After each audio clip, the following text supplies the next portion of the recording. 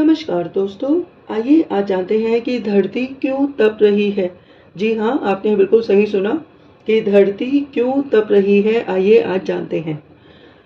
हम सब जानते हैं कि जितने भी प्लैनेट हैं, किंतु जीवन केवल धरती पर ही है। जी हाँ, जीवन केवल धरती पर है।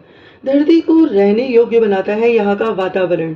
धरती पर पाए जाने वाले 5 लिविंग एलिमेंट्स, धरती, अग्नि, जल, वायु, आकाश, ये पांचों तत्व यानी कि 5 लिविंग एलिमेंट्स को ही तो पंच तत्व कहते हैं। ये पांचों तत्व जीवित हैं। अपनी शक्ति से ये पांचों तत्व जीव पैदा कर सकते हैं। धरती पर न केवल अनाज, पेड़ पौधे, बहुत से जीव मिट्टी में ही पैदा हो जाते हैं। पेड़ों पर फल, फल में अनाज, अनाज में कीड़े पैदा हो जाते हैं। पेड़ की लकड़ी में दीमक, और दीमक तो एक प्रकार का कीड़ा है जो पेड़ को ही खोखला कर जाता है, खा जाता है। तो धरती का तत्व जो मनुष्य में है वो कौन सा है? वो है त्वचा का। जीव जंतु पशु पक्षी में भी जो बाहरी आवरण है वह धरती का ही है। और धरती पर पाए जाने वाला जो दूसरा तत्व है वह है अग्नि। अग्नि अर्थात ऊर्जा। याद रखिएगा, हम मनुष्यों में भी सब में जो ऊर्जा शक्ति होती है उसी के कारण हम अपने जैसे मनुष्य पैदा करते हैं, जीव जंतु अपने जैसे जीव जंतु पैदा करते हैं। तो ये जो धरती पे अग्नि तत्व है, इसमें जो प्रधान तत्व है वह कौन है? सूर्य।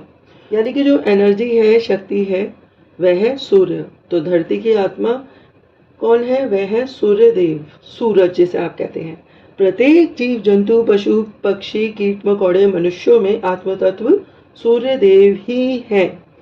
धरती पर सभी कार्य सुचारू रूप से सूर्य देव के कारण ही होते हैं। हमने ये देखा है ना कि जो सूर्य देव है वह तप रहे हैं और सुबह से लेकर रात तक वह कहते हैं कि हमारे लिए रात हो जाती है, किंतु सूरज के लिए कभी रात नहीं होती। तो वह तपता ही रहता है, तपता ही रहता है, वह कार्य करता ही रहता है। सूर्य देव से ही पृथ्वी पर जीवन है। इसी प्रकार से वही सूर्य देव हमारे अंदर आत्मा के रूप में है, ऊर्जा के रूप में विद्यमान है। तो कहने का अर्थ था कि धरती पर सभी कार्य सुचारू रूप से सूर्य देव के कारण ही होते हैं।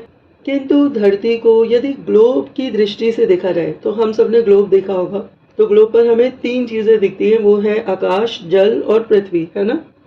किंतु ग्लोब में दिखने वाला आकाश, जल और पृथ्वी तत्व गायब होते जा रहे हैं। मनुष्य मौत का तांडव खेल रहा है, हर जगह तबाही मचा रखी है। मनुष्य जंगल बर्बाद कर चुका है और कर रहा है, जंगल बर्बाद करता जा रहा है। पानी, पानी अर्थात जल, जल को भी कभी समुंदर, नदी, तालाब, पोखर, जलाशय, सरोवर, कुओं में होता था जल, किंतु हमारी जनरेशन ने वही जल कहाँ देखा? ट्यूबवेल में। और हमारे बाद वाली ने तो वह नल में देखा, और नल में भी कहाँ? घर घर में मोटर, मोटर से खिंचता हुआ पानी देखा। और अब वाली जनरेशन यानी कि नेक्स्ट जनरेशन पानी कहाँ देखेगी? बोतल में। तो बोतल में पानी।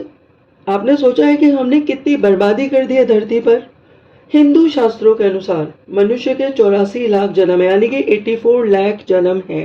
अर्थात पशु पक्षी जीव जंतु कीट मकोड़े सभी में आत्म तत्व अर्थात आत्मा है, किंतु मनुष्य 84 लाख जन्मों में सबसे ऊपर है। मनुष्य अपना जीवन स्वतंत्र रूप से जी पाता है। जीव जंतु पशु पक्षी का जीवन तो धरती या मनुष्यों पर निर्भर करता है, किंतु मनुष्य ने जीव जंतु पशु पक्षी कीट मकोड़े भी खाने शुरू कर दिए हैं। पुरातन काल में राक्षस या जानवर ही जानवर को खाता था, किंतु अब मनुष्य धरती पर तबाही ही तबाही मचा रहा है। धरती पर अनाज की इतनी पैदावार नहीं है। आजकल का किसान एनिमल हस्बेंड्री या लाइफ स्टॉक के नाम पर पैसा कमा रहा है। लाइफ स्टॉक अर्थात पशुपालन के नाम पर किसान पैसा कमा रहा है। किसान अनाज नहीं उगा रहा, उसको तो सस्ते में ज्यादा पैसा कमाना है। तो लाइफ स्टॉक तो सबसे इजी काम है, क्योंकि लाइफ स्टॉक से क्या होगा कि जो जीव जंतु जो पशु पक्षी हैं वह तो अपने आप ही बड़े होने लग जाते हैं, किंतु अनाज को देखने के लिए तो किसान को बहुत मेहनत करनी पड़ती है। तो कहने का अर्थ है कि ये जो लाइफ स्टॉक हो रहा है, ये जो पशुपालन हो रहा है, ये इतना नरक कर दिया है इसने धरती को कि जीव जंतु धरती पर बेमौत मर रहे हैं, बेमौत मर रहे हैं। और धरती पर तांडव तो दूध के व्यापार ने भी मचा रखा है। यदि देखा जाए तो ये दूध के नाम पर गाय और भैंसें पाली जाती हैं और धर्म के नाम पर काट दी जाती हैं। देखा जाए तो भारत जो है वह लाइफ स्टॉक यानी कि ये जो गाय और भैंसें जो बाहर के देश में जाती हैं, तो हम भारतीयों को तो शुभकामनाएं मिलनी चाहिए कि ये सबसे ज़्यादा भारत से ही ट्रेड होता है और वो यहाँ भारत से ही लाइव स्टॉक बाहर जाता है। यानी हम अपने देश में नहीं काटेंगे, किंतु बाहर वालों को ज़रूर गाय भैंसों को काटने का मौका देंगे। किंतु आप विश्वास करिए कि भारत में भी बहुत ज़्यादा इस प्रकार के जीव जंतु काटे जा रहे हैं, मौत का बहुत बुरा तांडव हो रहा है, धरती माता रो रही है, धरती माता रो रही है।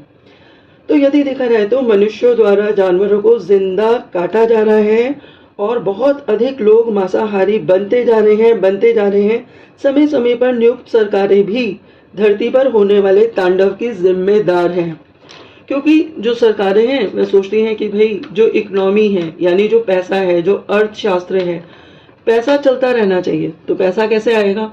जो पुरानी सरकारें थीं वह यदि लाइव स्टॉक को न्योता देती थी कि भैया लाइव स्टॉक होना चाहिए, यानी कि पशुपालन होना चाहिए, तो अब जो सरकारें आई उन्होंने उनसे ज़्यादा लाइव स्टॉक को जो है वह किसानों को ये कहा कि भाई आप और ज़्यादा पशुपालन कीजिए, हम आपके साथ हैं। तो उससे क्या हुआ कि मांसाहार बढ़ा और धरती पर मौत का तांडव छिड़ा, धरती रो रही है और किसी को भी किसी भी प्रकार की परवाह नहीं है, क्योंकि सब सोच रहे हैं कि भाई जब तक हम जिंदा हैं हमें तो सब कुछ मिल रहा है।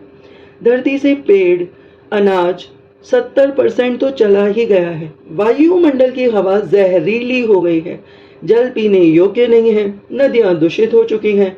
गंगा, हरिद्वार से बहने वाली गंगा, पाप मोचनी गंगा, नव गंगा धरती से विलुप्त हो रही है, धरती से नव गंगा विलुप्त हो रही है। किंतु मनुष्य सो रहा है, मनुष्य को नहीं दिख रहा कि जल धरती से जाता जा रहा है।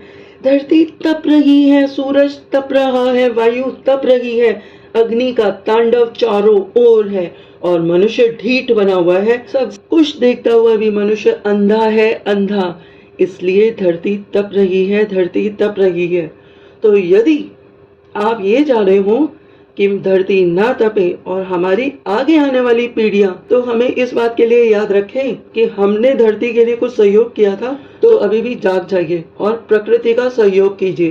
प्रकृति पे रहने वाले जीवों पर दया कीजिए और ये जो लाइफ स्टॉक है, ये जो पशुपालन है, इसको रोकिए और अनाज उगाइए, धरती की सेवा कीजिए। और जैसे कि हिंदू शास्त्रों में कहा जाता है ना कि जब हम गंगा जी में नहाने जाते हैं तो गंगा का जल गंगा को ही चढ़ाते हैं।